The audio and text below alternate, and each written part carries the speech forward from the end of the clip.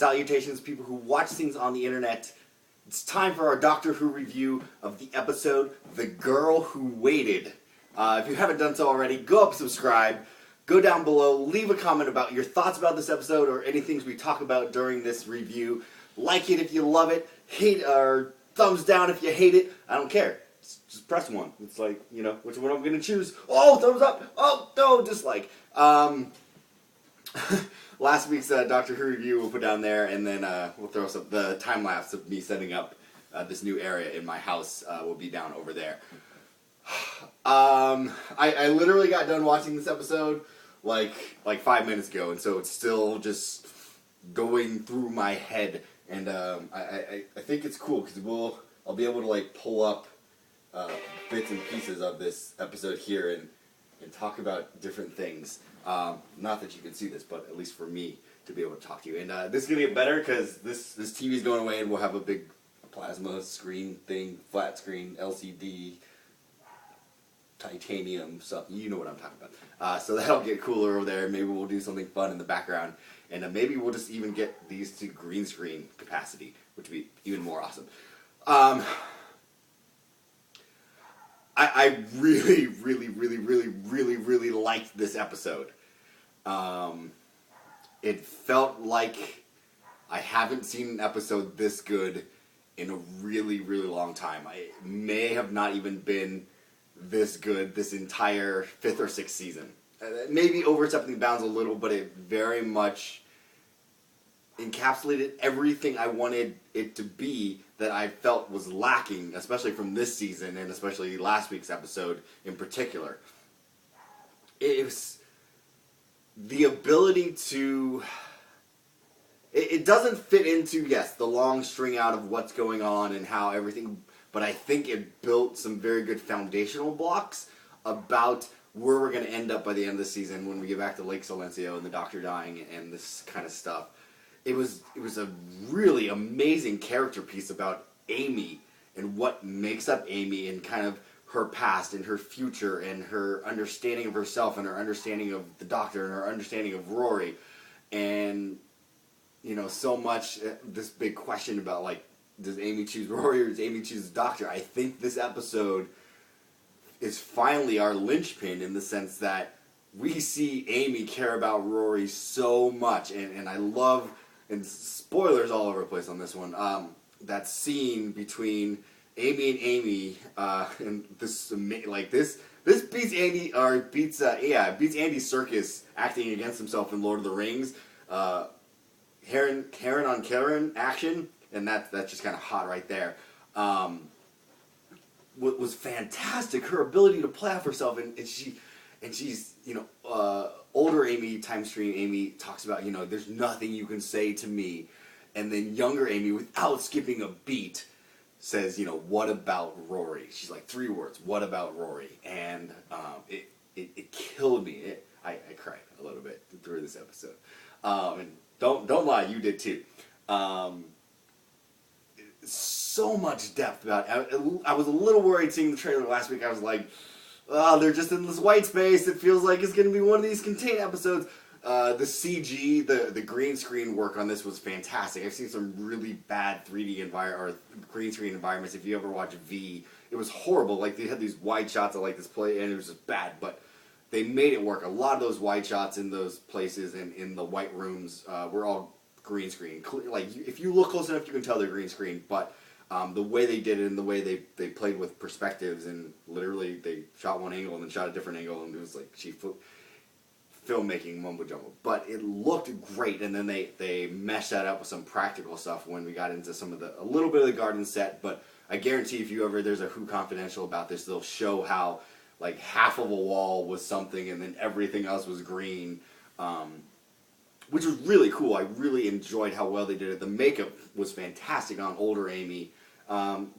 Trouble around the eyes a little bit, but that's always the hard part. I wish they had done something with her arms, I think, or her hands at least. I can understand her body staying the same, but if I was focused here, I was all about older Amy and feeling that. But then I got here, and I was like, she still looks like her skin's 27. But there's also the parallel dimensions and stuff like that. This review is going to go on forever.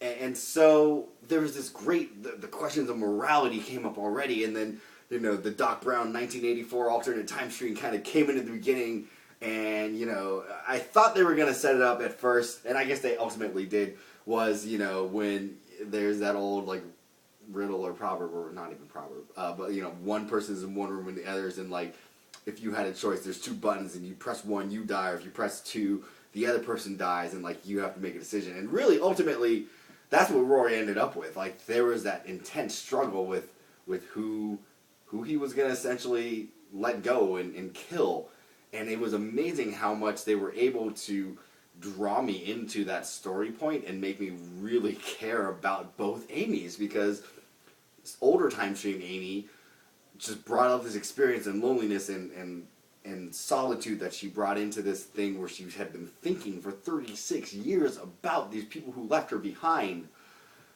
And there was so much emotion behind that, and the writing, which is, I don't even know who wrote this, but it was fantastic. Like, I haven't seen character depth like that in a really long time, especially in Doctor Who, and I don't even think this is my internet's not even working yet.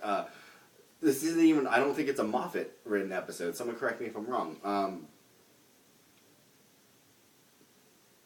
But it pulled me so deep into this juxtaposition between Amy, new time stream Amy, and old time stream Amy, and how they confront each other and how they really are the same person but completely different people at the same time. And Rory and the Doctor, and Rory especially, is just having to deal and interface with both of these people.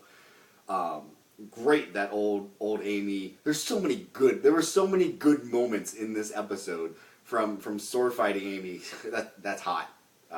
Karen Gilliam with the sword is great.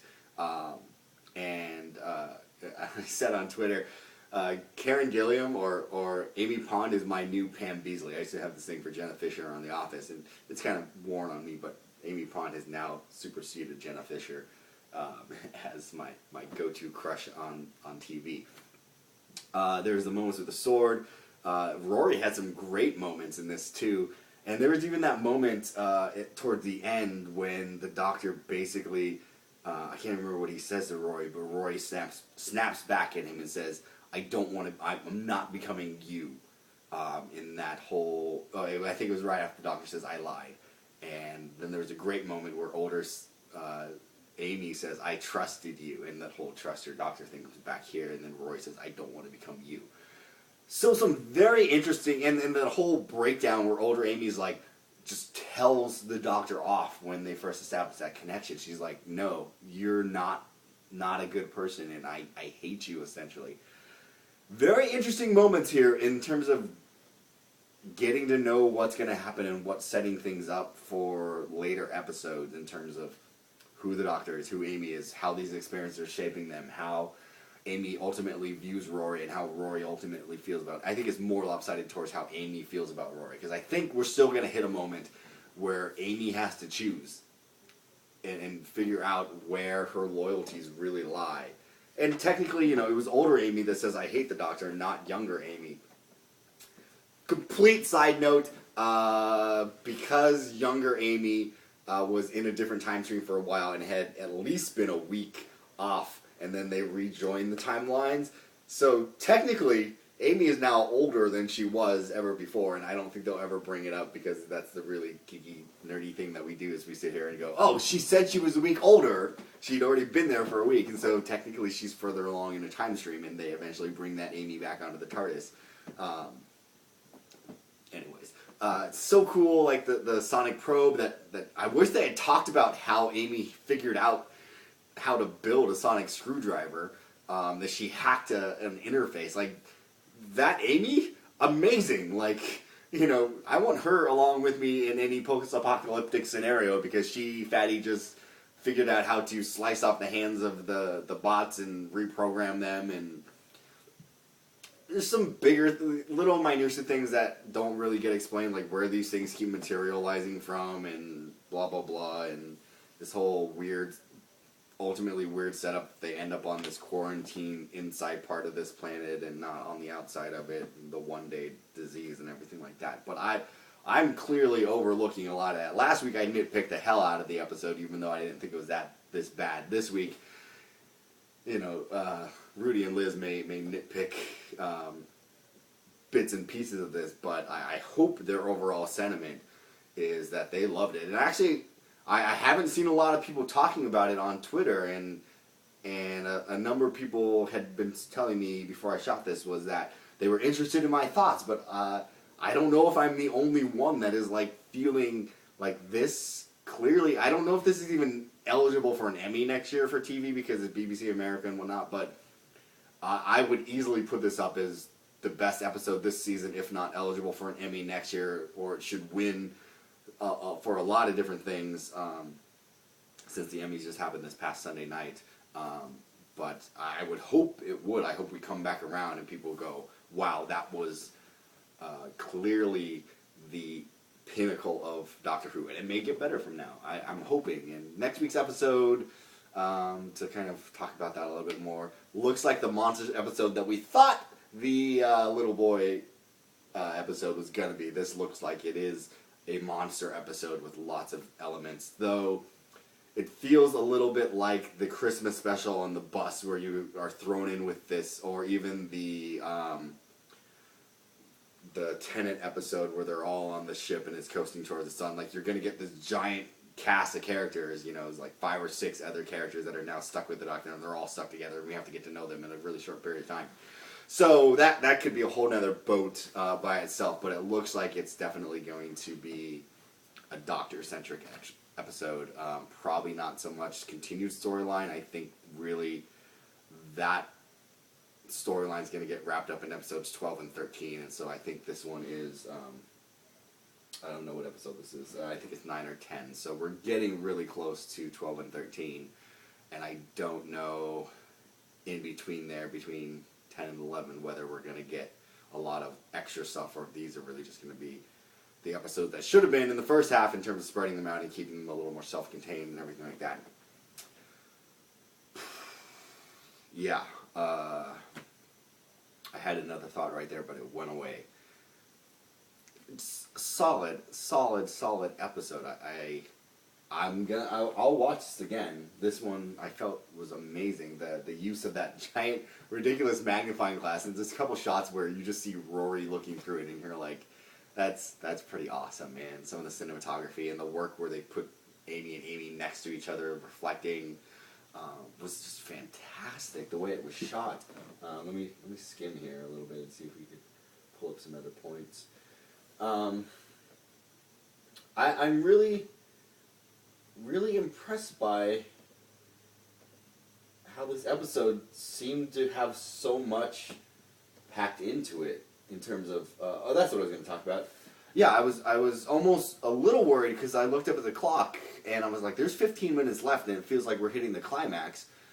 But we covered a lot of ground in theoretically a short period of time, but then I was just like, felt completely fulfilled and glad there was another 15 minutes for them to explore more. Whereas last week I looked up and there was 5 minutes left. I was like, how are we going to wrap this up? I just sat through something that I don't even have a concept of time. It flew by, not because I was super enjoying it, just because it was all there. Here, it just got stretched to the best of its ability. It didn't feel like, oh, I'm waiting for this to be over, but just I was so involved, and the pacing was so good, and there was so much left, and I was like, good, I'm glad there's all that left, because we're going to really get into it. And, yeah, so many great moments where old Amy just shows that vulnerability, says, if you love me, you're not going to let me inside of this TARDIS as much as I'm going to go kicking and screaming and wanting to be let in. And Rory just, I lost it too there. So I think there was a lot of things they could have expanded on. They fed us a lot of bits and pieces about what those other areas, and the whole fact that 40,000 people were trapped in this different time streams in the same place at the same time, and that's really messing with the space-time continuum. But I think we're seeing that in this season of Doctor Who, this whole space-time continuum thing is like silly putty. They can do whatever they want with it. But I'm still holding on to my thought, especially with this episode, and the ability to essentially, in some ways, rewrite time, because if they would have kept old Amy, they would have rewritten time. Granted, we found out that you couldn't have two Amy's at the same time because of the paradox effect.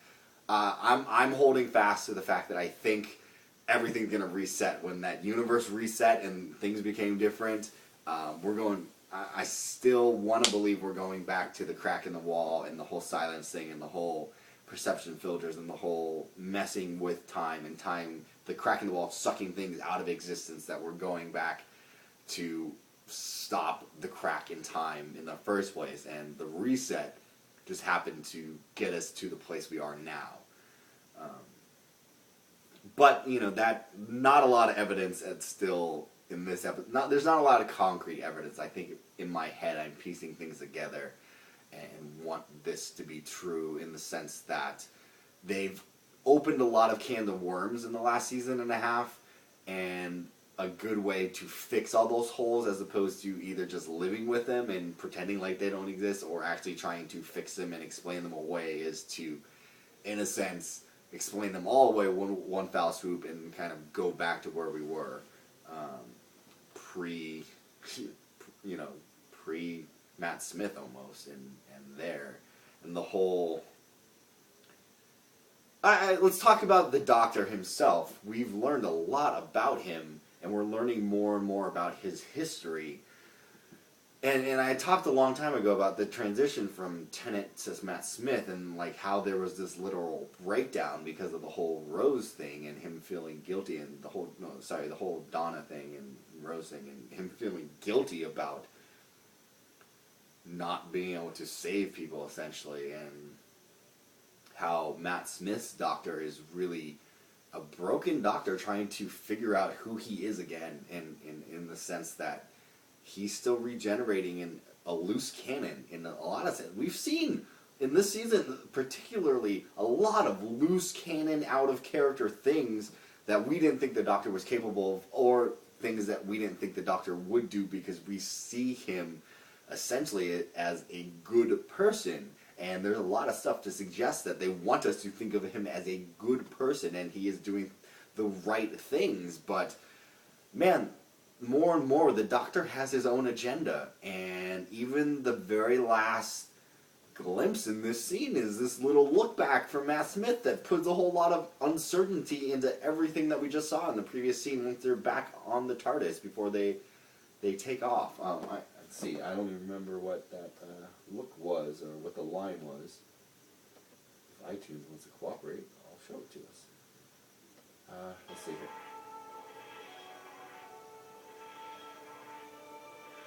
Did you always know it would never work? Saving both Amy's. As long as I talk over this, we can have this on I video. promised you I'd save her, and there she is. I promised I would save her, and there she is. And the Doctor gets up here, walks away. There she is. Roy says, there she is. And then here the Doctor goes down. Amy wakes up, asks where the other Amy is. And Dr. sticks his tongue out. This is cool. Leave you two alone. Doctor says, I'll leave you two alone. You alright? How are you feeling? Where is she? This look here. Where is she? And it's almost sinister, like the Dutch angle on him, and he's leaving Rory to explain it to him, even though it was his decision all along to leave her behind. And that calls into question a lot of things about the Doctor, in the sense that, man, this guy has his agenda. So I'm excited. Please, go subscribe if you haven't. Thumbs up, thumbs down, whatever you want to do, whether you think I should shut the hell up and condense these, or if you love the fact that we explore and talk through a lot of things. I really want to hear from you guys. Leave some comments below. Tell me what you think of this episode. Tell me, ask a lot of questions, answer somebody else's question. Hit me on Twitter, Andrew Seeley, which I haven't said in a long time. Subscribe, last week's time lapse. And we'll see you guys again next week for some more Doctor Who. Adios.